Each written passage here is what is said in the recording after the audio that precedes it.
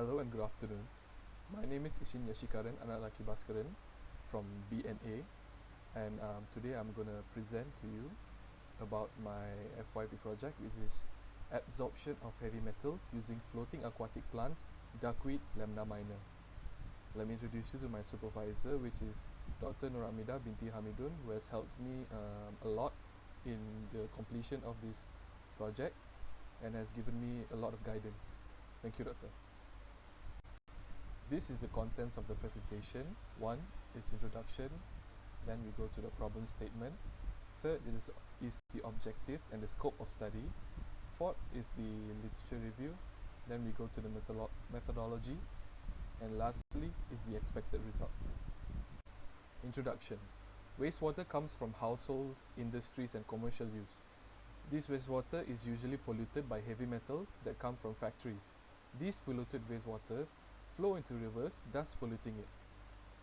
Phytoremediation is the process of removing elemental pollutants or reduce their bioavailability in soil and water. It uses plants to absorb heavy metals from these polluted waters. For the problem statement, Sungai Pancho in Muar district of Johor is very polluted. The residents in these rural areas sometimes depend on these rivers and the water that comes from it due to the lack of normal water resources. Polluted water can also cause multiple diseases when either consumed or come in contact with skin. Examples are diarrhea, malnutrition and rashes. The typical remediation methods for heavy metals are pneumatic fracturing, consolidation, excavation and removal of contaminated soil layers, physical stabilization or washing off contaminated soils with strong acids. Compared to these methods, phytoremediation is more eco-friendly and economically safe. This is because of its unique chemical composition, availability in abundance, renewable, low cost and more efficient for heavy metal remediation. For the objectives, Objective 1 is to determine the chemical properties of wastewater. In this study, we see the pH, dissolved oxygen, turbidity and heavy metals. The second objective is to investigate the effectiveness of duckweed, Lemna minor, in absorbing heavy metals from wastewater. For our scope of study, as mentioned as before, the area of study will be Sungai Pancho Muar. The phytoremediation plant that will be used is duckweed, Lemna minor species. The water will be tested for pH, dissolved oxygen, DO, turbidity and heavy metals. And the testing will be done in the environmental lab of FTK in UTHM Pago. Let us move on to the next part, which is the literature review. First is the phytoremediation. According to Yan, phytoremediation was introduced back in 1983 and can also be dated back to 300 years ago. Phytoremediation allows more than one contaminant type to be treated on-site without the need for a landfill. The cost of phytoremediation is also lower compared to conventional techniques. Aquatic plants. These are plants that are used for phytoremediation process. They should have native and fast growth rate, high biomass yield, and the uptake of a large amount of heavy metals. Aquatic plants are also inexpensive while also having a fast growing rate. And they are also being a natural absorbers for pollutants and heavy metals. Free floating aquatic plants are described as plants with floating leaves and submerged roots.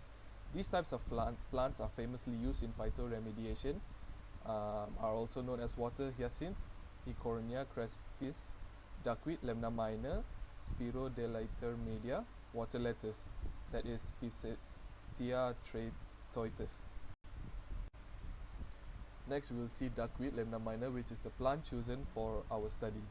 Duckweed is a suitable plant because it has the ability to grow in almost every season. It also absorbs the most amount of contaminants compared to other plants, such as arsenic.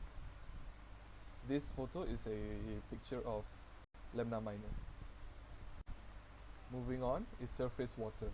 Surface water is any water that collects on the Earth's surface. This includes oceans, seas, lakes, rivers and wetlands. Artificial bodies of water are not considered surface water because they generally rest on artificial surfaces rather than on the Earth itself. Important surface water properties include temperature, salinity, turbidity, and dissolved nutrient content, which in this case is oxygen and carbon dioxide.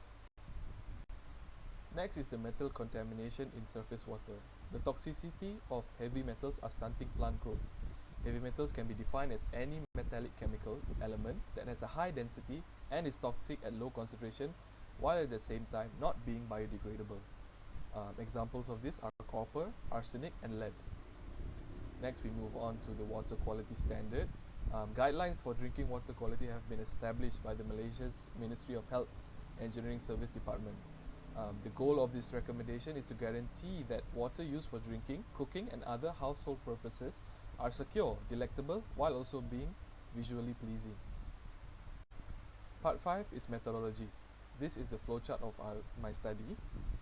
After doing the problem statement and the literature review, I will visit the site and collect the water samples. The water sample is collected for 4 weeks and at 3 different places to get an average. This will have different water conditions by each week and weather conditions. Then is the phytoremediation preparation, where we buy the duckweed from pet stores and keep it in the lab. Then is the phytoremediation of the water samples. We use the duckweed on the water samples that was collected. Then the lab experiment is held. The properties that are tested on these water samples are pH, dissolved oxygen, DO, turbidity, and heavy metals. And then we do the analysis of these results and see if and discuss the results. Finally is the expected results. It is expected that the results of phytoremediation of water will result in a better water quality. The amounts of heavy metals will also be reduced. All of this has to be on par with the water quality standard. That is all from me. Thank you.